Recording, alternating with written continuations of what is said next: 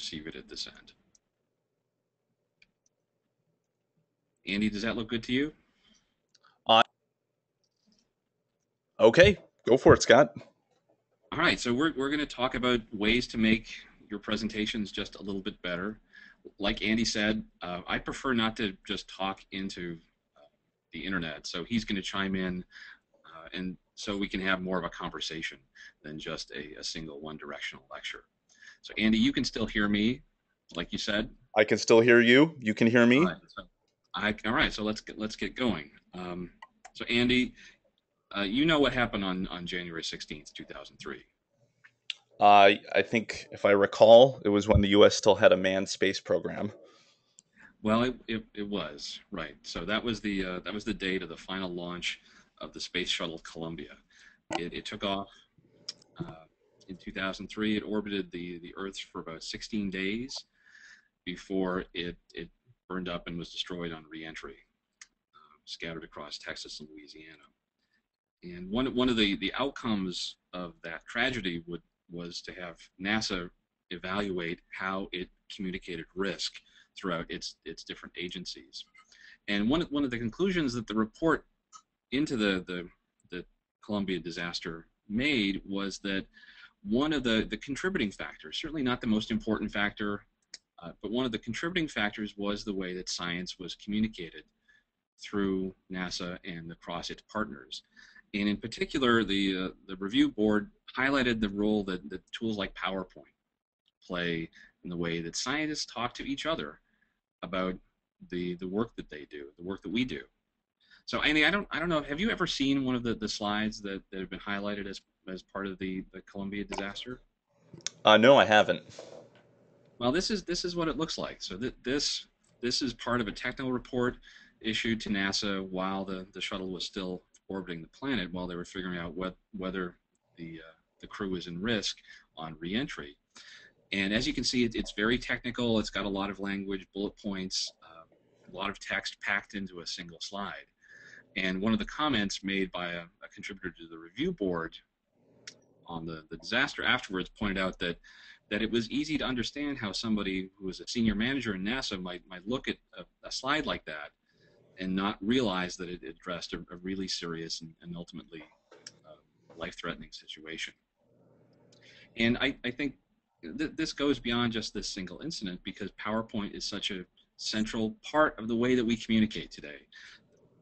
This is a statistic that I like to highlight. It's actually more than 10 years old now, but according to Microsoft, at least 30 million PowerPoint presentations are being made every day. And certainly since the 10 years have gone by, that number has just got to be bigger now because PowerPoint is such a key part of the way that we communicate, either professionally or through teaching opportunities.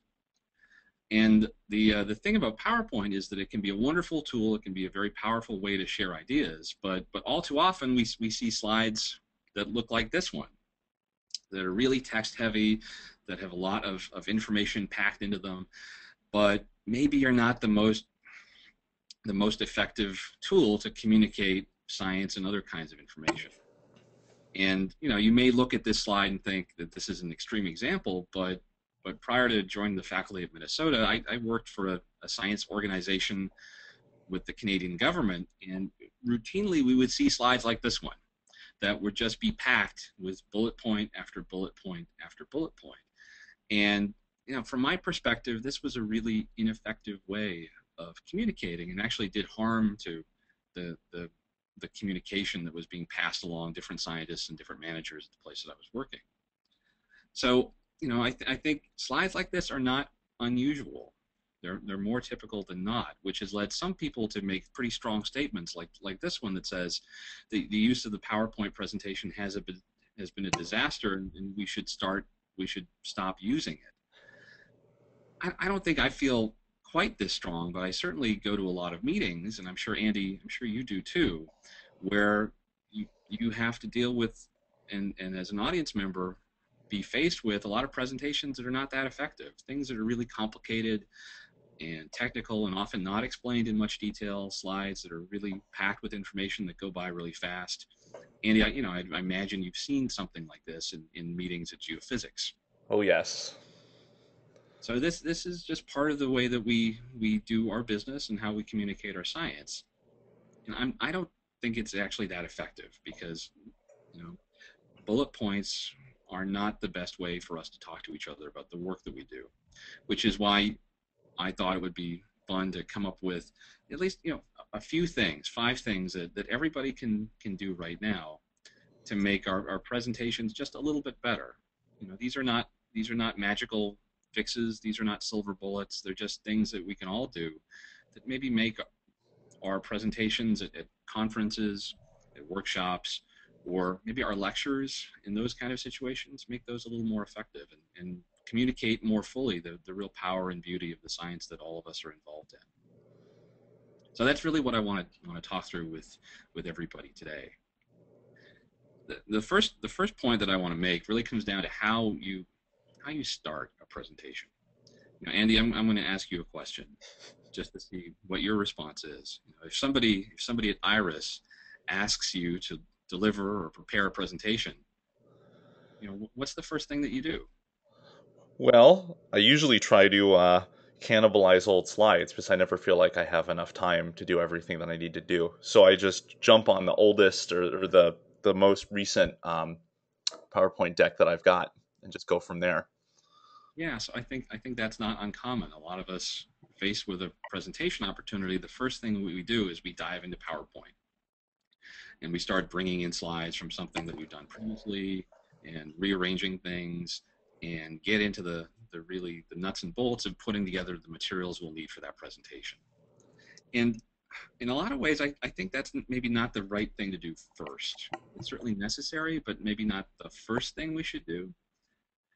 And to drive that point home, I really like this quote by the comedian John Cleese, who pointed out that we don't know where we get our ideas from, but we do know that they don't come from our laptops. So the first tip that I share with some of the people here at Minnesota is before you dive into PowerPoint and you're preparing a presentation, get away from your computer, unplug, get away from your workspace, which I don't know, Andy, maybe your workspace is a little neater than mine, but it's full of distractions and clutter and the residue of old presentations. And I think it's a really good idea to get away from all that stuff and find a quiet spot like a coffee shop or bench outside and actually do some pre-planning to set out what really you want to share. One of the things that I share with some of my students that they sometimes are not so keen on is the idea of actually drawing out your talk or sketching it through these kind of thumbnails. And it's a really simple, it's such a basic thing to do. But if you can draw out your talk and plan it out so that you know what you want to say and how you want to say it, that saves you so much time at the back end when you actually have to prepare visuals and prepare your slides. And this is actually a lot like the technique that's used to make Hollywood movies, where people will commission artists to draw sketches or thumbnails to plan out movies before they actually start spending money hiring actors and shooting the scenes. And it's so effective to have a plan to put your talk together before you dive into creating slides. Now, this is something that I use regularly when I prepare talks for things like AGU and other conferences, and I really rely heavily on it for my teaching. I teach a big class that occasionally has more than 500 students in it. I have to do a lot of lectures, 35, 40 lectures a year, and I couldn't survive putting those materials together if I didn't sit down first and plan on paper what I wanted to do. It's really liberating, and it's really helped me, I think, save a lot of time on the back end of preparing visuals. So that's tip number one. Our second tip that I like to share is to get all your notes and all your written material, as much as you can, get it off the screen. And Andy, I know you were gracious enough to share one of your slides from an old presentation, so I'm going to put that up now and let everybody have a look at one of the slides you were using a few years ago. And can you talk us through this a little bit? What do you see when you look at one of these old slides now that you used at a presentation a few years ago? I see too much text. I see things that I knew anyway and should have just been able to rattle off the cuff instead of needing my notes on the screen, pretty much. Yeah, I mean, I kind of feel the same way, and I think this really comes down to how you want to share, what you want to share, and what's effective. You know, we really like words, our words. It's really easy to fall in love with the words that you've created, but they're just words, and when you project them on a screen, they often are not that effective at communicating with your audience. And I think the point that really drives this home for me is this question: what's the average reading speed for a literate adult? How many words per minute do you think the average person can read? I'm pretty quick with the book, so I would say, I don't know, 200 to 300 words per minute. Yeah, that's pretty much spot on. The averages tend to come out around 250 words per minute, and you know that's for everybody. That's not for PhD level researchers or the average crowd at GSA or AGU. 250 words per minute. The thing is, most people talk at around 100 to 150 words per minute, so almost half that speed. So, you know, I'll put up one of my slides that I've used previously in some of my talks, and the thing is, by the time I get finished reading the first point, almost everybody in my audience will have read the whole thing and are waiting for me to catch up. And that's not an efficient way of communicating. If I'm just going to read these words to them, I might as well send them an email and give them the information that way. They can learn it a lot faster. If we use words, it's not necessarily the most effective tool that we can have to share our ideas. You know, using pictures is a lot better. You know, so many of us, we get to go to really extraordinary places and we get to do somewhat unusual things. And just showing a photograph, it's easier for people to remember. It makes it makes a more direct connection to our brains in a lot of ways. And this is a quote from a scientist at the University of Washington that I really like, and he points out that pictures are always going to beat text because it takes all of us time to read. Even if you're a fast reader, it still takes you time to identify the letters and put them together to share words. It's a lot more effective if you can communicate the same idea using a picture. Now, I know I say this to some people, and it's easy for field scientists to put together gorgeous sets of photos of different different field sites. But sometimes people that work in lab or people that work on more the analytical side of things sometimes say that they don't have any pictures. And I don't think that's true most of the cases. I had a student who was working in ecology in one of my classes, and she said that she just didn't have any photographs that she could share to illustrate her work because it was mainly a lab-based dissertation project focused on phylogenetics. So she kept showing slides of these very complex phylogenetic trees, which have a lot of information but are kind of hard to untangle in 30 seconds on the screen. And I said, well, maybe you could just go back to your lab and snap some photographs of what you do to produce this information.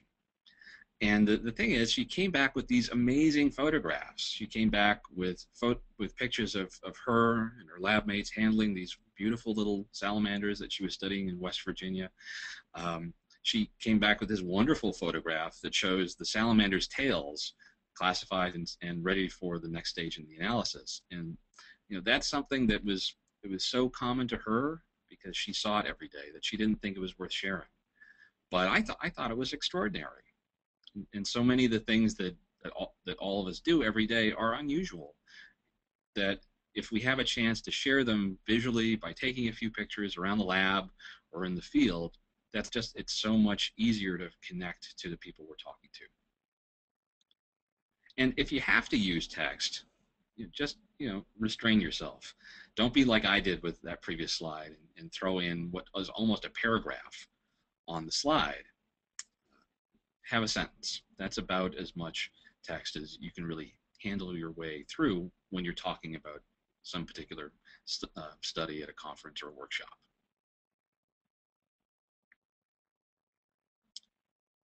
All right, tip number 3.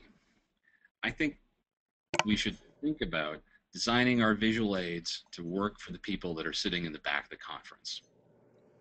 Now, Andy, I'm going to ask you another question. I want to know, At a workshop or a conference, have you ever said, I know you can't see this, but Not as much recently, but definitely in the past, yes.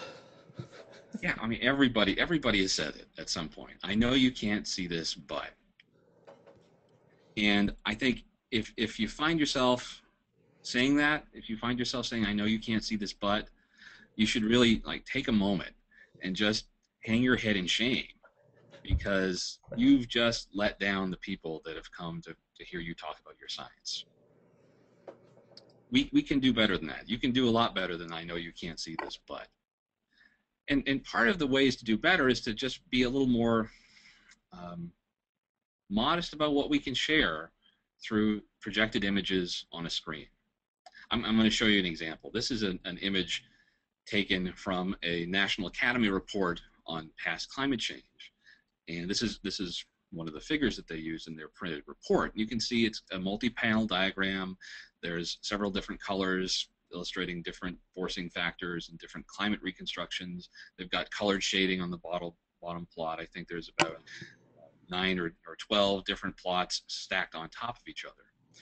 And there's a lot of detail in here, but if it's on the printed page, if you can look at this report, or if you can look at it up on your screen, on a high definition retina screen or something like that, you can pick out each individual curve and each individual piece of information on this plot. It works really well as a illustration on the page.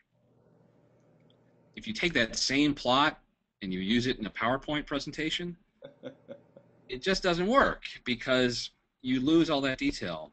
You know, the average resolution of a projector in most classrooms here at the U is 72 dots per inch. All the detail that's present in that diagram just washes out. And then you have to ask yourself, what do you really expect people to see from that? If it's important for them to see that detail, maybe you should just give them a handout or something else. But if you project it on the screen and you know they can't see it, it's just not going to have the impact that you need it to have in order to be an effective part of your presentation. So there's a few things you can do. You know, maybe if you really need to drive home that point, you take some text, you take an image, and you just make it larger so people can see it. But you don't make it a little bit larger. You make it as large as possible so that people can see every detail that you need them to see.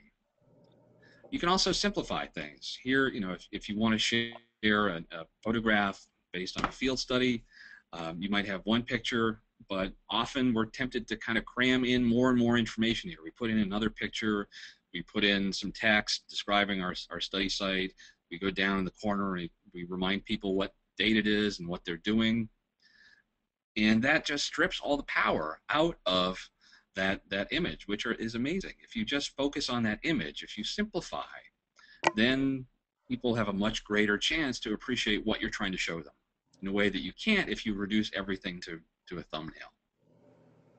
And Andy, you were again gracious enough to share one example from some of your presentations. So I'm going to put up a plot of yours and Yes.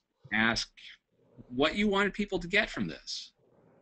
What was the what do you expect them to see? You share an image like that as part of your presentation.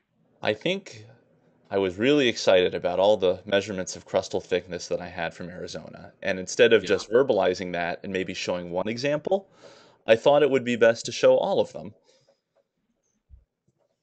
And so you want to share all that detail, but you know, obviously you project that up on a screen. Most of those things just are not visible to any person with real human eyeballs. So in comparison, we've got this other plot that you've used in a more recent presentation. What were you thinking when you put this one together? This was sort of post awakening about some topics like this, and I thought, well, the takeaway message is that there's something strange going on the west side underneath the Sierra Nevada. So I'll find the cross section that emphasizes it the most, and I'll make it big, and then I'll have that all by itself on the window. Yeah, and that's something that you can reasonably expect most people will be able to see. So generally, if you can make things big, if you can simplify them, you're more likely to be able to get that information across to the people that are really in the room. I'm going to show an example of one of my own illustrations. It's a multi-panel map showing the same thing basically several times. And how many talks have you been in when somebody puts up an illustration like this, and they've got the caption on the bottom which you can't read, and they say, well, if you look at the middle plot on the bottom, you'll notice something that relates to my main point, which you can't see because you've got 5 other plots distracting you and shrinking things down. It's just so much more effective. If you have to show one thing, show that one thing. And then if it's important to make a comparison with other illustrations, at least you've given people a chance to get oriented, to understand what you're showing them, so that then they have a chance to understand or make comparisons between those more complex, more rich multi-panel plots. It's really, really a simple thing to do, but it makes a big, big difference. All right, so tip number 4, think about design. I am not a designer. Like Andy said, my PhD is in geosciences. I work here at the Department of Geography. I am absolutely not a designer. But I can also look at things and see when they're complicated, maybe too complicated to get the message across. And we do this so often. I'm going to put a plot up that shows some very basic data about wind capacity across the leading states in wind producers in the U.S. And you can just look at this plot and say, well, it's got 10 data points on it, but it's also got a logo that shows where the information is coming from. It's got the logo of my lab. It's got the date and time in case anyone who's watching my presentation forgets where they are or what day it is. And we've got a background image that ties sort of to what we're talking about. And it's just, it's unnecessary complexity. You can strip out all this residue and just show a more simple version of the same information. And this actually is a useful visual aid. This you can help make a point that Minnesota is in the top 5 wind producing states in the country. It's the same information, but it's just communicated in a much more simple way that thinks a little bit about design and makes for a more effective visual.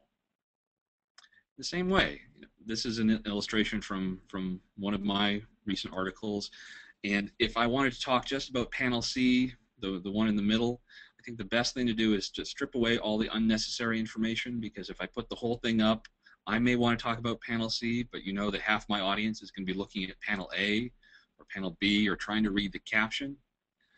So I come up with the more simplified version of the same thing, just with all that other stuff stripped out, with a little bit of highlighting so that people in the audience have a reasonable chance of seeing what I want to share with them and not being distracted by a bunch of other stuff that is not critically important to the point I'm trying to make.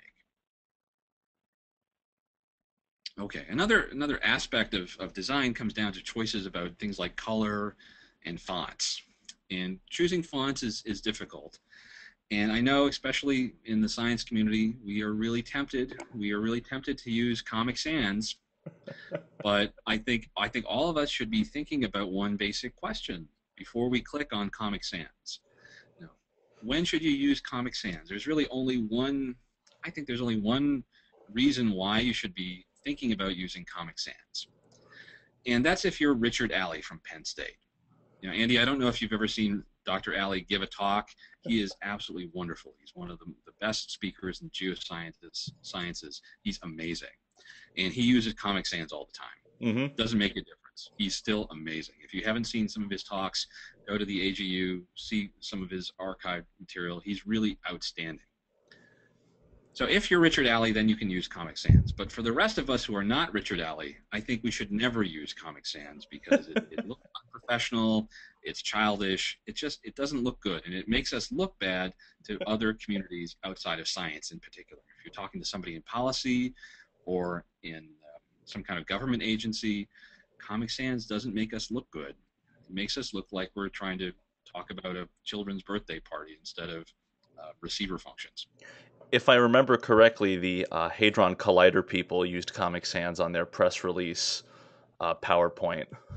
Yeah, absolutely, and it was really distracting. Instead of people talking about the wonderful science they were doing, they were making fun of their deliberately bad design. That doesn't help anybody.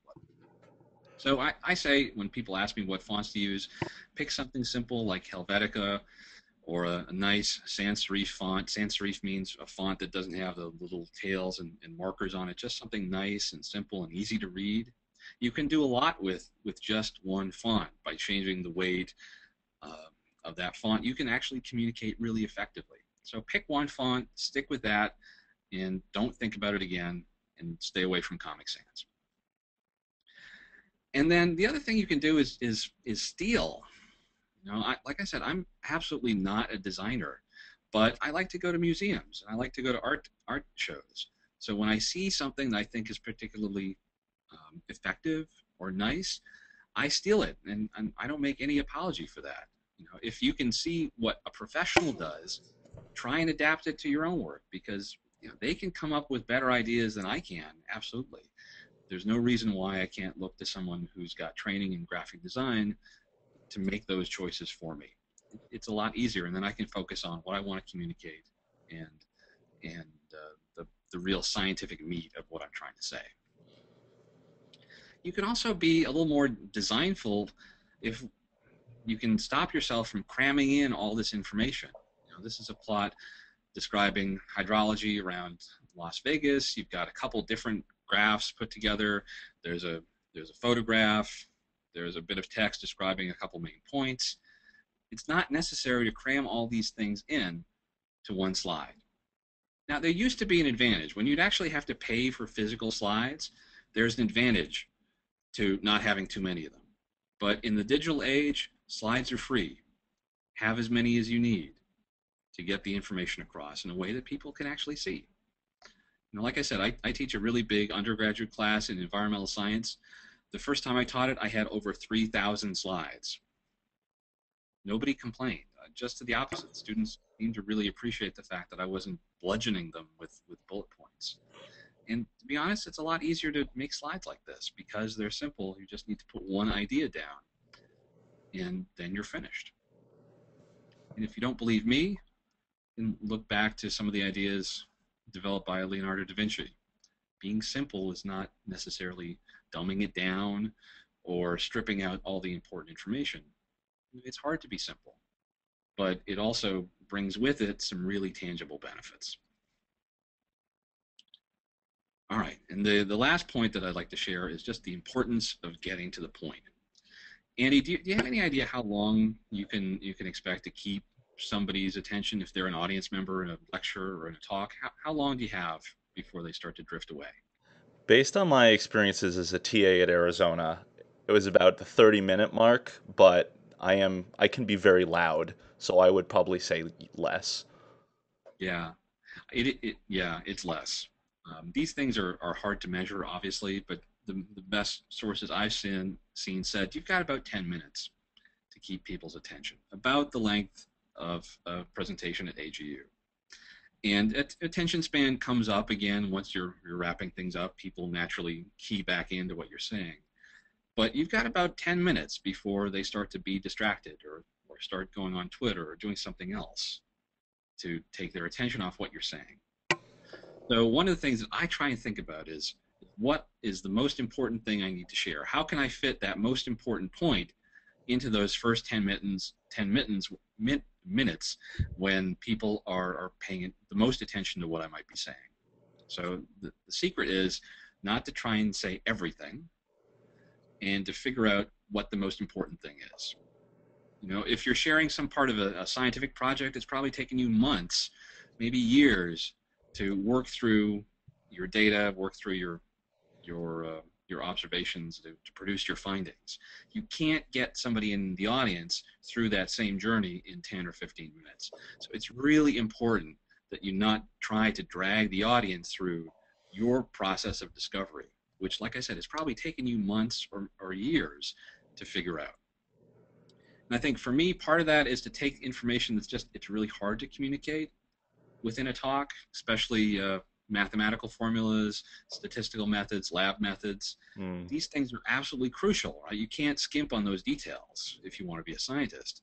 but they don't always need to go into every presentation. Sometimes it's better to make a reference to a paper or a report or some supplementary information and keep those details available, but reserve them for people that really want to dive into the depths of your science. Don't let those obscure the main things that you're saying. One of the quotes that I think is actually really applicable to what we do. You know, we don't think of scientists as having rock and roll personalities sometimes, but I think this quote from Sting that says, when you're working in rock music, you've got to burn from the first bar. You've got to make your point while people are paying attention, and don't hold things back until the end. Don't bury yourself in the detail. Try and figure out what the most important thing to say is and say it right away.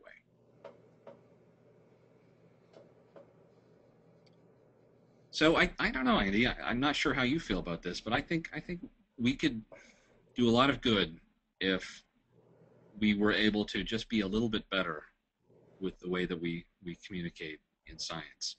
You know, and that's easy to say, and it's hard to do. You know, a lot of us have learned to present or use PowerPoint or Keynote or other tools in a certain way. And that way is maybe very common, but maybe not that effective, especially when we're talking to people that are working in a different discipline or working or trying to talk to people outside of our field. You've got to think about doing things a little bit differently. So I find these 5 tips to be helpful to make things a little bit better. You know, like I said at the beginning, these are not silver bullets. Giving presentations at workshops and conferences is really hard, and sometimes they'll go well, and sometimes you'll stumble a little bit. All of us do.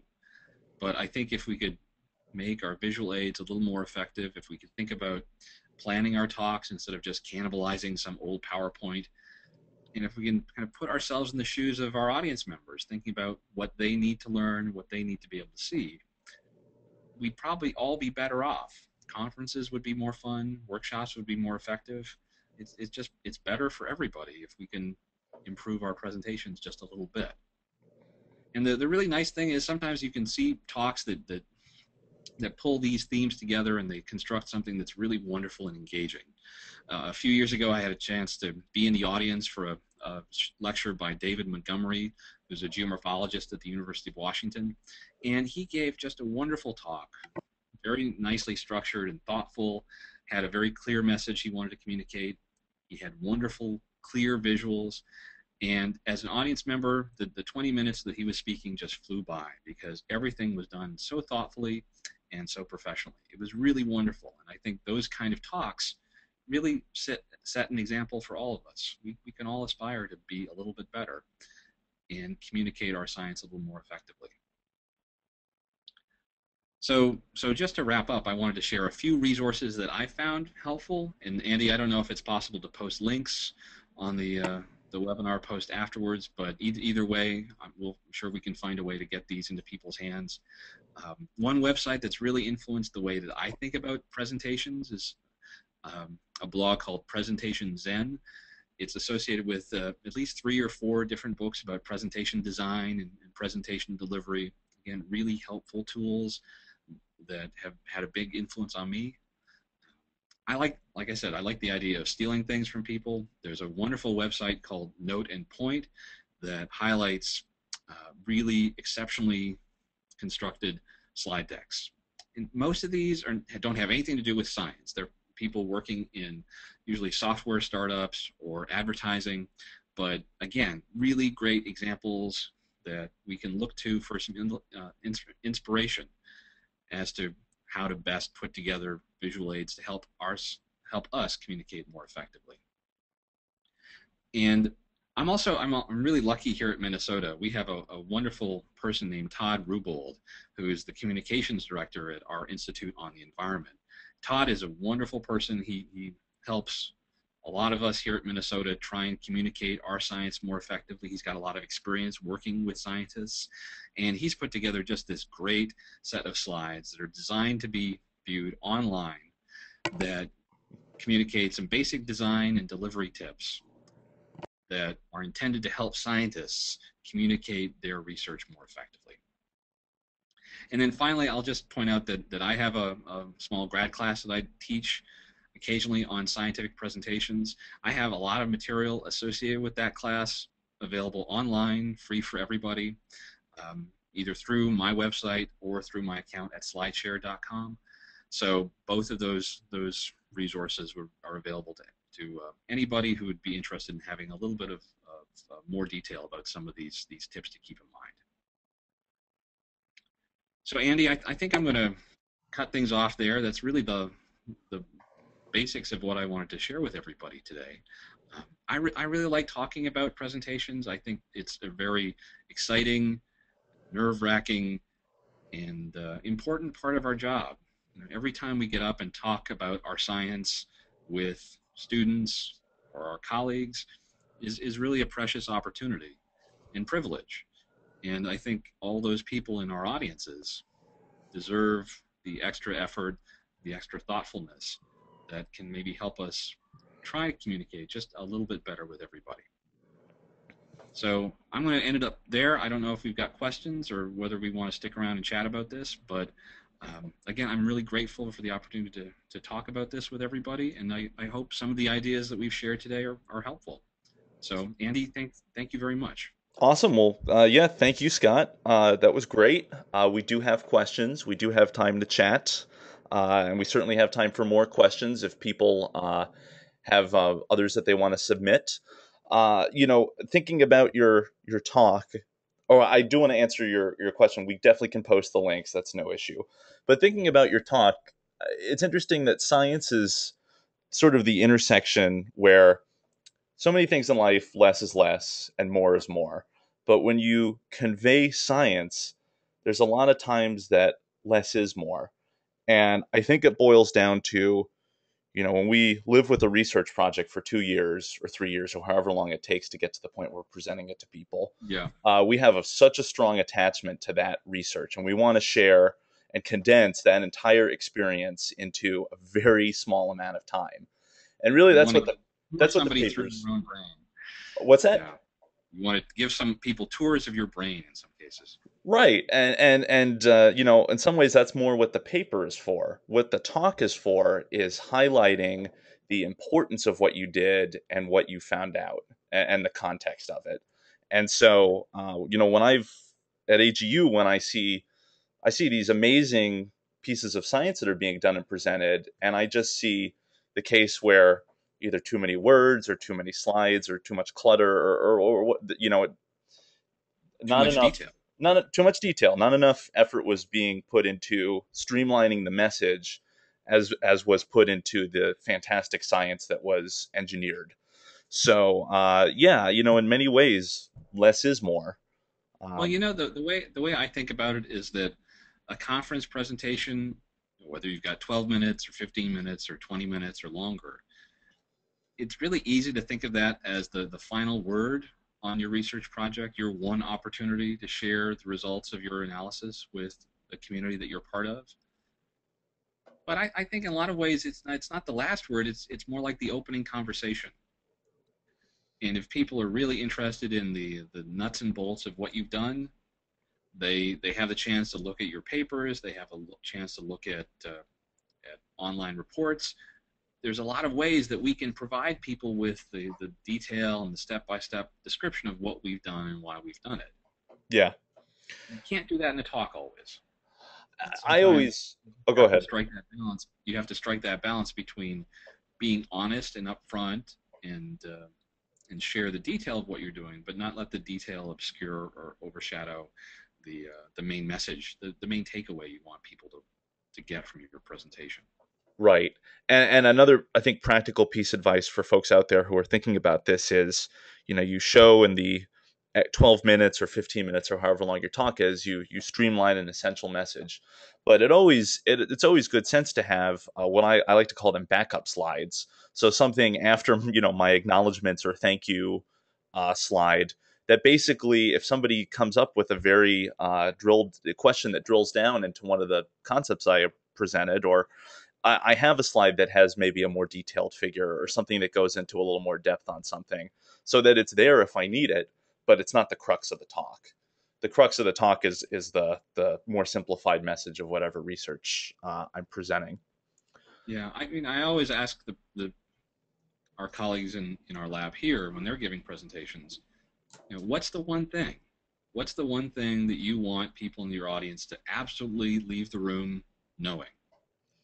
And if you can get them to leave the room knowing that one thing, that's really success. Because I go to a lot of talks. I don't know about you if you feel this way, but I go to a lot of talks where I don't walk away knowing that one thing.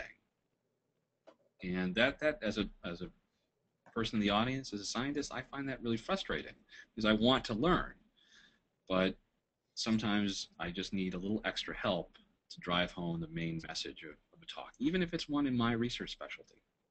Yeah, I agree.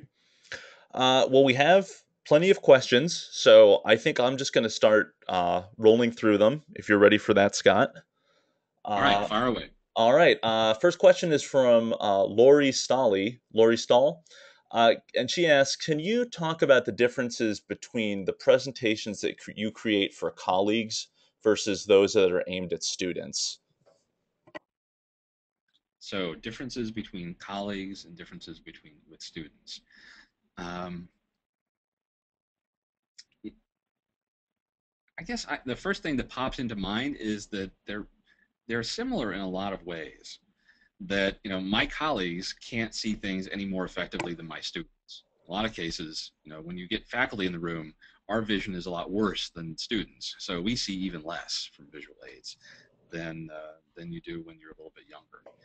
Um, I think when you're talking about your science with people that know a lot about it, you still want to give background information. You still want to introduce the what and why you're doing, but you do have the opportunity to go into a little more detail. That doesn't mean they can see things any better than any other person, but it does mean you may want to devote part of your presentation to getting into some more specific details. So I guess I think of it in terms of the balance between the breadth and the depth. When I'm dealing with my colleagues, I can kind of skip over some of the introductory material because that's material that everybody is familiar with in our field, and they're more interested in the details. Students, the balance is going to be shifted a little way in the other direction. But I think in a lot of cases, whether regardless of what point in your career you're in, what constitutes a good talk is usually more similar than it is different. Okay, I agree with that. Next, very practical question, Scott, related to your talk today. What font were you using during your presentation? The font question. Well, this kind of ties back to the point I was making about stealing things.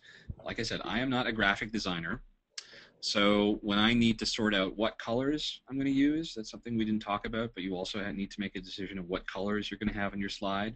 Even if it's just black and white, that's still a decision. So I tend to like the official colors of the University of Minnesota, the maroon and gold.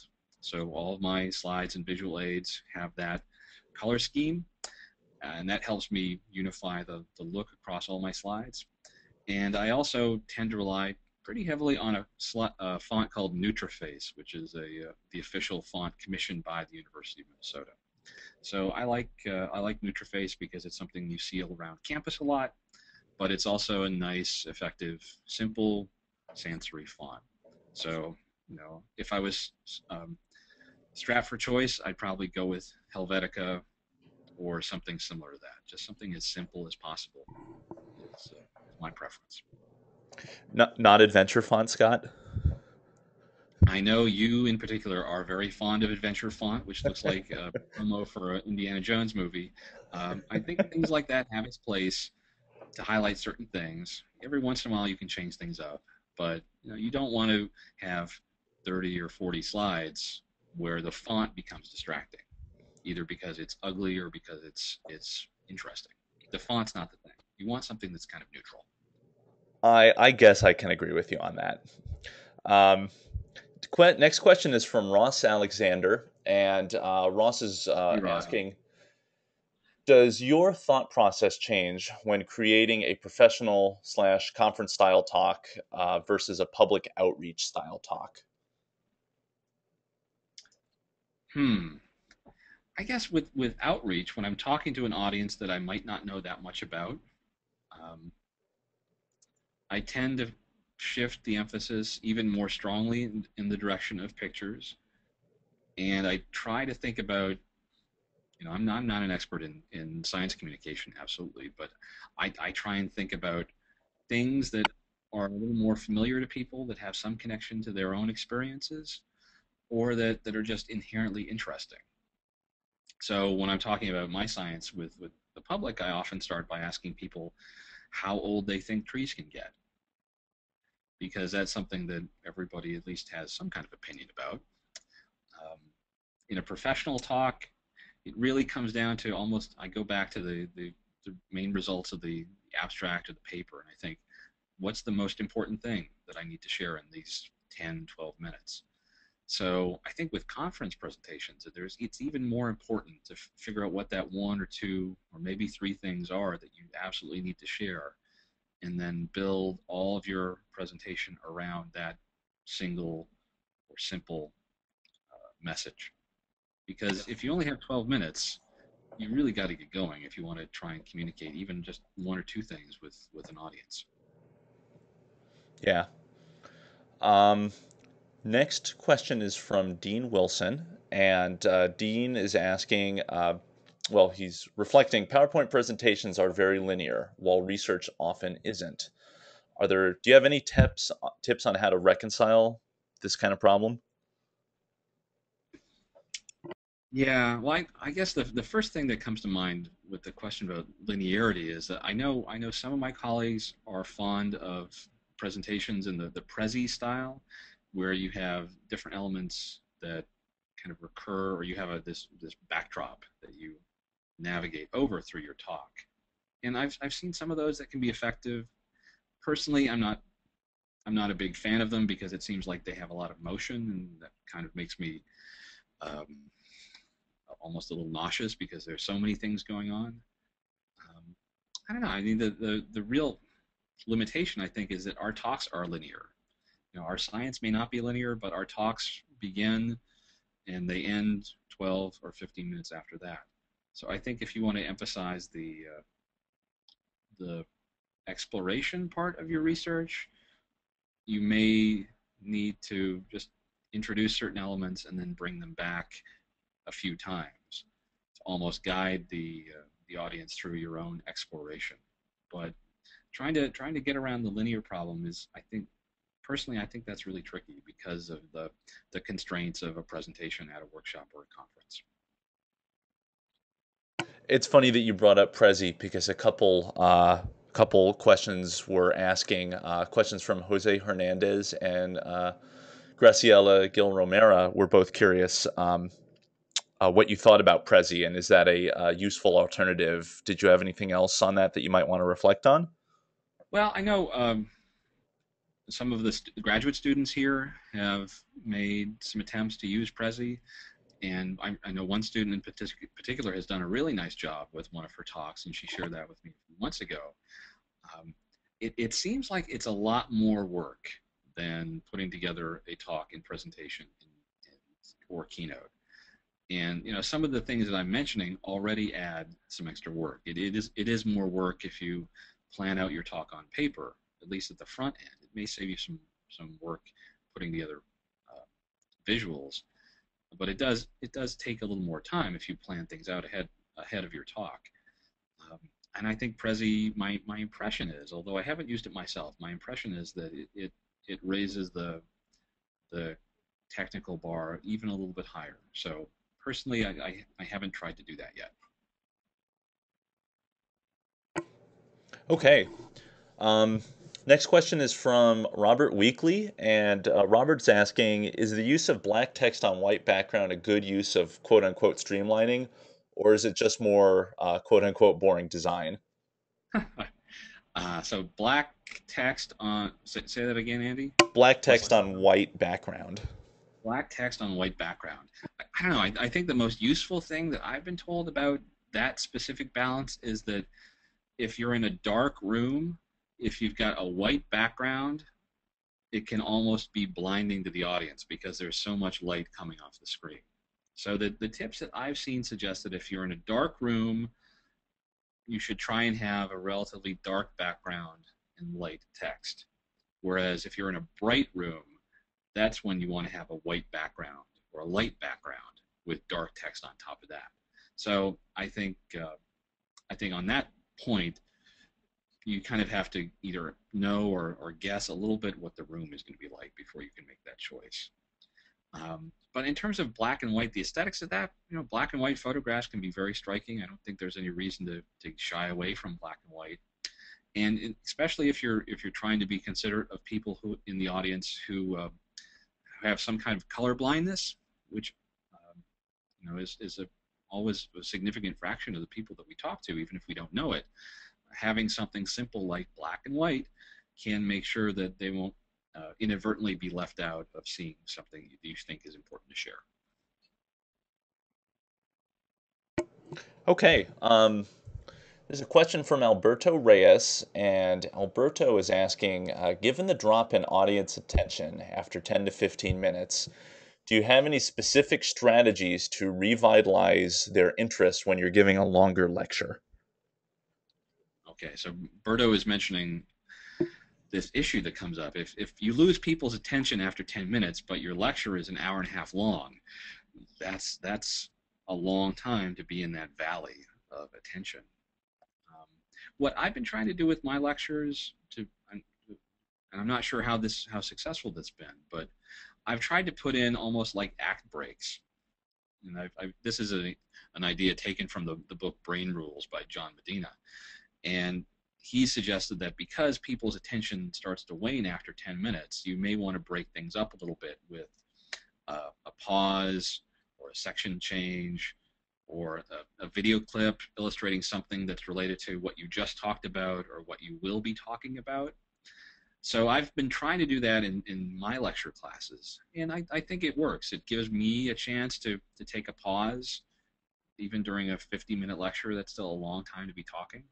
So it gives me a chance to take a break for a few seconds, gets students a chance to stop listening to me and let their attention wander before I bring them back for the second part or the third part of what we're going to be talking about.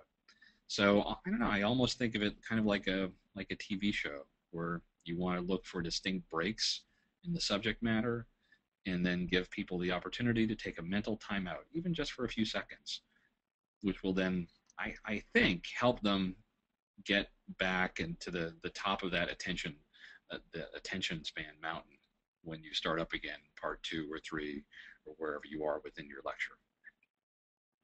Right. There's a question from Marty Quinn, and Marty's curious, is it ever appropriate to add audio to a PowerPoint presentation if it's critical or the focus of the talk? So an audio, do you have a feel for what kind of audio that might be referring to, Andy? Um, I would guess if it's like Marty says, sonification. Okay. So I think if it's something related to your research, um, I think it's really nice to share things like that. Um, if it complements the main point you're trying to make, absolutely, it gives people another chance to get that information, something different than just looking at an illustration or listening to you talk about it. And I think that diversity is really important because not everybody in your audience will respond in the same way to the same method of delivery. I personally try and stay away from those kind of like sound effects that are built into PowerPoint, like the falling anvil or the unnecessary motion animation spinning around. I think those sorts of things are distracting and don't actually communicate anything related to your data or your message. But if you've got an audio or visual resource that ties into what you're talking about, absolutely, I think if the room allows it, you should definitely think about putting it in there. Yeah, I agree. We actually have a great little tip that came from Nick Grail, and Nick is adding in a great resource for selecting colors, even for color blindedness or being printer friendly, photocopyable, etc., is a website called colorbrewer2.org. And he says that he uses it a lot and seems like it's very useful. So maybe that's something I'll check out and add it to the list of potential resources. Yeah, I'm not familiar with that specific resource, but I think that's a great point. I mean, again, if somebody has constructed a professional level tool to help people pick colors, take advantage of something like that. Yeah. The, Uh, the world doesn't the world does not need any more presentations with blue text on blue background. So the more help that we can get staying away from stuff like that, the better we all are. Yes, I've seen my fair share of presentations where it looks like a vision test instead of a PowerPoint slide, so it's a good thing to Yeah, get away from. yeah. When you can feel it in the back of your brain, that's a sign that you've made a poor color choice. The next question is from Juan Villegas, and Juan is asking, is it convenient to start a presentation with an outline of the talk, or is that generally something that should be avoided? I guess that comment that what that makes me think of is a lot of talks that I go to where someone will take a minute or 2 minutes to explain that they're going to have an introduction and then they're going to talk about their methods or their data and then they'll have conclusions and acknowledgments and I obviously that this is a generalization, but I think a lot of examples I've seen like that usually telling me things that I already know as an audience member. I don't need someone to give me a roadmap for something that is pretty much standard for scientific presentations. And I think that especially if you're giving a talk where you only have 10 or 12 minutes, it sucks the energy out of the room. It sucks the energy out of the presenter. It just slows everything down if you give a very explicit and somewhat generic foreshadowing of what you're going to talk about. And I think honestly, the more interesting thing for me to see in a presentation are questions. What's the question you're trying to address? If people start with that, and if it's something that I'm interested in, or if I don't know very much about it, then I think that's much more likely to get me hooked than a kind of step-by-step description of the structure of the talk. I think in a lot of cases it's just not necessary. I agree. Yeah, it seems like it's time that could be better spent on the main part of the talk. Um, we have a question from Constantine. And Constantine, I'm sorry, your last name is sort of cut off. Let me scroll up. Constantine Papavolou is asking, what strategy should you follow if you're trying to explain the impact of basic research to policymakers? Huh. Talking to policymakers. Talking to policymakers is hard. And again, I am absolutely not an expert in science communication to non-specialists or policy people. That's not my forte. But I have a lot of friends who are policy people in different government agencies, and the consistent thing they say is that scientists take too long to explain what they're doing or why it's important. And I think this reflects the structure of a lot of our the way we write papers. It usually starts off very general and then gets down to a specific problem or question, and then eventually we talk about the question we're going to test or maybe a specific result. We operate often under this inverted triangle where we start off broad and then eventually get narrower and narrower until we get to the point of what we're talking about. Now, from what I've been told by friends that work in the policy world is that we should think about turning that method on its head. If you have just a few minutes, or if they're only paying attention for the first few minutes of your talk, tell them what's most important, get their attention, and then if they're interested, you can fill in some of the details about what you're doing and why you're doing it. But if you don't get their attention, if you can't communicate the most important um, applications or motivation for your research, you're probably not going to get the chance to talk about the other stuff.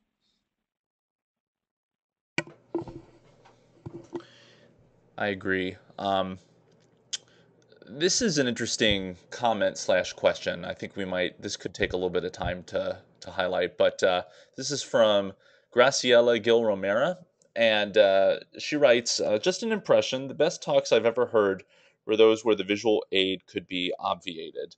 I suppose most of the tips are linked to our ability to speak in public, let alone the use of English by non-natives such as me. Um, I there's no easy answer for that, but my reflection on this would be that the first time I gave a public speaking presentation, it was in high school, and I was absolutely terrified. And I'm sure it was terrible in hindsight. Um, but I think public speaking is one of those things that maybe there's a few people who are naturally very gifted at it, but it I don't just think I know any of them. but it's one of those people who it's one of those things that it just takes practice and time and tips from your friends and doing it in front of a small audience and getting comfortable with it and learning how it works for you. I don't know how you feel about that, Scott. Well, I don't know. I know that I give talks at conferences regularly. I lecture several times a week. I get nervous every time that I have to up in front of people, whether it's Yeah, 5 people or whether it's a lot bigger than that. I don't think.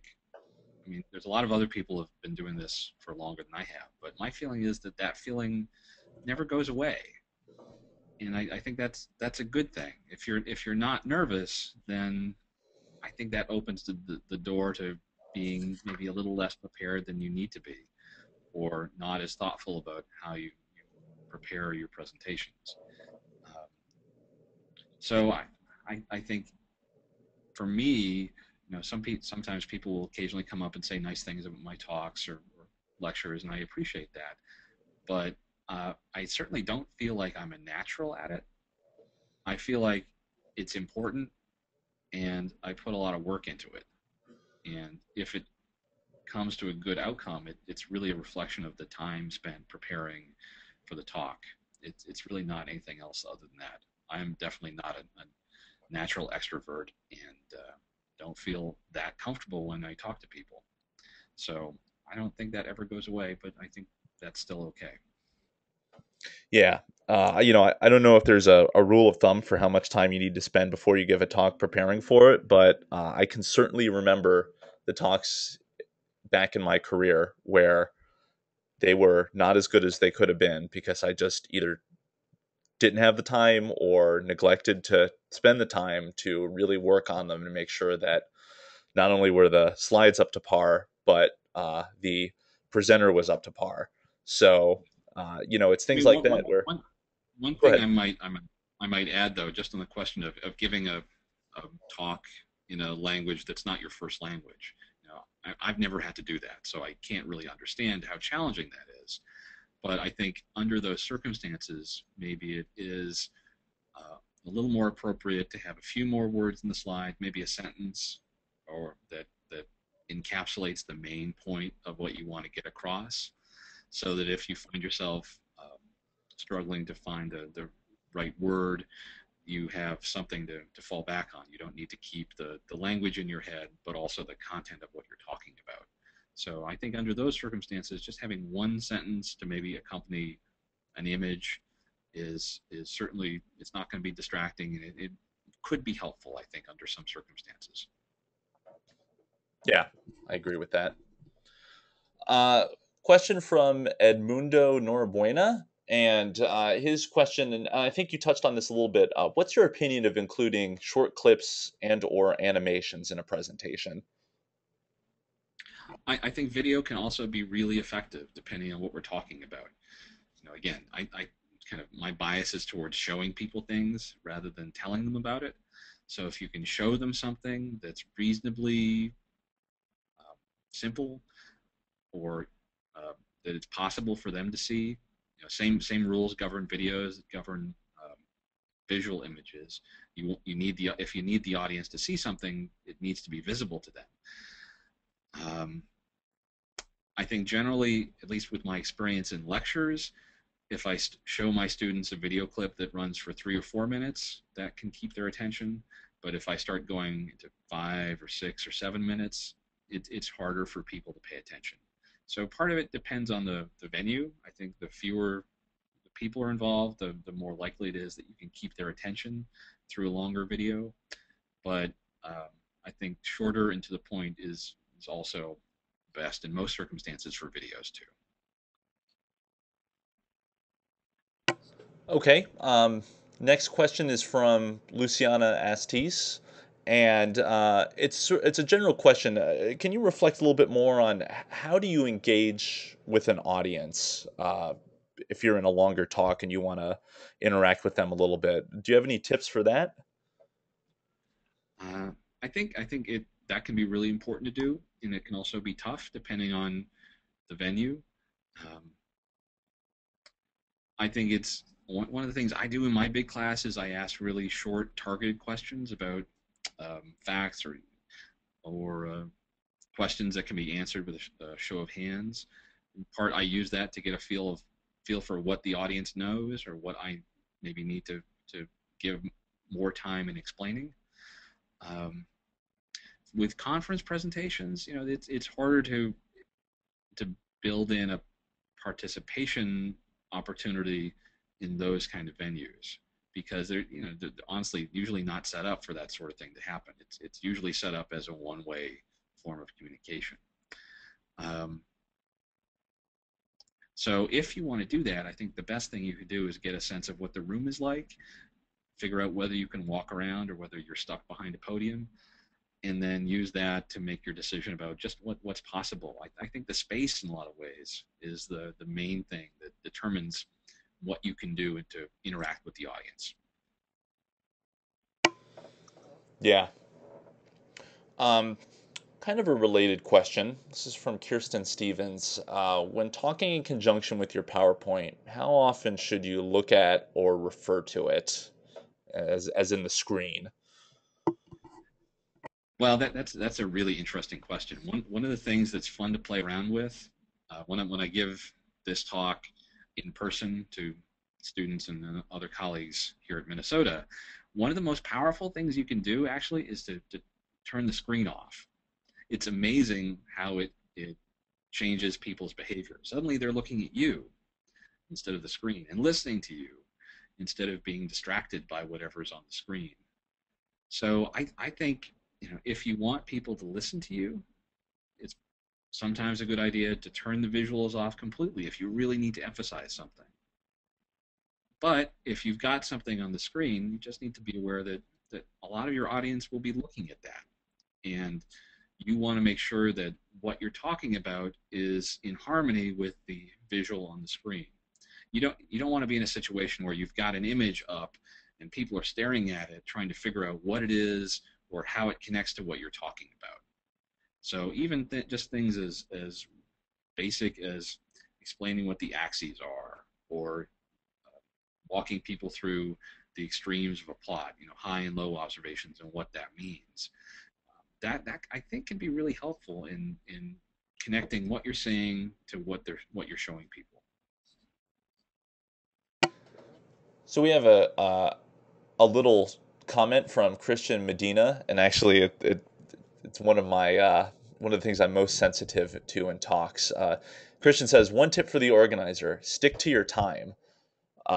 Yeah, I would just reflect on that. It drives me nuts when people go overtime on their talks, just because I did that once and it was such an unpleasant experience that I learned never to do it again. But I think some people almost habitually do it. So I don't know, Scott. Do you have any tips for making sure that you're on time and on schedule? That's so important.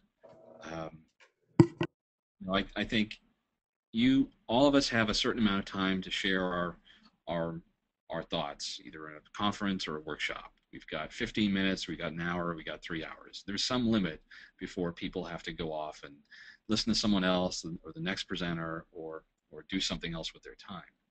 So I think it's just it's always unacceptable to go over time because that essentially means you don't really care about the person who's coming next after you or you don't care enough about your audience to answer questions, or you don't really care about the conveners because you're not thinking about their goals and their own obligations and needs. So I think one thing I do to make sure I stay on time is I go to the convener. So if Andy, if you were running a session at AGU and I was giving a talk, I would go to you and say, please let me know when I only have 2 minutes left. Yeah. In a way, you can empower the convener to interrupt you or hold something up or to get your attention, because it's just not acceptable to go over time ever. Yeah. Converse of this very point, Luciana Astis has a question. Do you have any tips for how to slow your presentation down for people who speak fast naturally? Yeah, that's hard. One of my best friends, who's also good friends with you, Andy, he's a wonderful scientist, but he gets so excited when he talks, he has a hard time restraining himself. He wants to just speed up and share so much of his research with everybody else that he ends up speaking very quickly.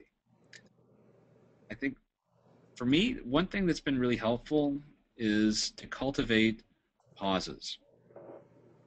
As a speaker, as a presenter, it can be really uncomfortable to wait a moment and have these silences because it seems like it's minutes to you, but to your audience, it's just a pause in speech. It gives them a chance to catch up and break up what you're saying. So I think for me, one of the things I try and do is just to be comfortable with pauses, because it doesn't affect what I'm saying or how much I can share, but it does, I think, help people follow a little more closely what I'm talking about. But it's hard. It's hard to do. You just got to practice being comfortable speaking more slowly. Yeah, that's something that I have had to work on as well over the years. It's definitely pays off. Um, the next question is from Sam Butler, and Sam is asking, do you think that it may sometimes be appropriate to show more than one figure on the same slide if they are part of the same plot? Isn't there a risk that if you put everything on a separate slide, that the audience will have forgotten what was on the previous slide, and so a point will be more difficult to make? Yeah, that's definitely a worthwhile exception to that general rule. If you need to make a comparison between two plots, then you have a reason for placing them side by side. And then you have the opportunity to compare and contrast one against the other. As long as people can see them both, or to see enough detail to appreciate the point you're trying to make, there's no problem with that. But if you're going to put up 2 or 3 plots and you know you're only going to mention one of them, just show one, because otherwise you have these other 2 or 3 or 4 or 9 elements on the screen that are just waiting to steal people's attention from the one thing you want to share with them. So if you only want to share one thing, then just show one thing. But if you need to make that comparison, then you have a reason for having them occupy the same space and same space. Then that, I think, is perfectly okay and perfectly appropriate. Okay, and I think this is the last question. This is from Konstantin Papapopoulou again, and just a curious question: what graphics programs do you like that you feel help make good figures? Um, let's see. I think almost everything I use personally is either made in Keynote or it's made in Illustrator. And I am by no means an Illustrator whiz, but I can make some basic shapes and some basic plots. I can make um,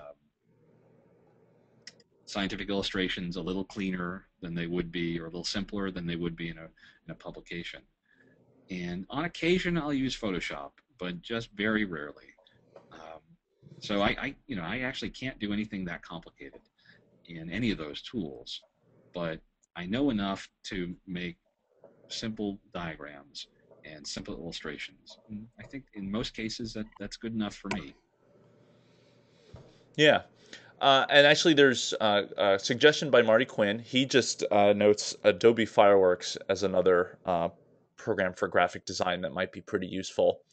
And there is one more question, and it's from Ayub Kaviani. And Ayub is curious: is there any change of this approach if you're doing a job interview presentation? And the job interviews. Um, I think in job interviews are unusual circumstances. I had the opportunity to serve as the head of a search last semester, and I absolutely learned a lot from that process, being on the other side of that process. Um, I think with the job search, the focus of your presentation is different. You're not talking about your research so much as you're talking about yourself, and that can be kind of uncomfortable and awkward because it's different than most other opportunities. I, I guess my impression with job talks is that you want to have them be simple enough so that everyone in the room can understand the fundamental aspects of what your research entails, what you do, but you also want to include a good portion of the talk that demonstrates that you're a master of the subject to the handful of people that are interested in the details. So I think job talks are different, and they need to be approached differently than you would a regular conference presentation or an outreach opportunity, because the focus is really on you and your research rather than just your research alone. Okay, well, I don't think I don't see any more questions coming in. So I think probably we'll cut it off there. Scott, if do you mind if people contact you with additional questions after the fact? The webinar will be posted on YouTube. Oh, Um, absolutely. I really like talking about this. My email is easy to find. I'm also on Twitter and have interacted with at least a few people who are going to be on the webinar today, so I'm happy to do that. And I'm also, I have to say, I'm really excited and encouraged that there were so many people interested in talking about this a little bit, because I think that indicates just how many people want to make things a little bit better for all of us in our scientific communication. yeah, we've done about 20 webinars, and this one was by far the highest attended. So clearly, it's a We're, recognized need. we're not alone. We're not alone, and you gave a great presentation, Scott. So I really appreciate you taking the time out of your week to share your knowledge and your passion about this with the audience.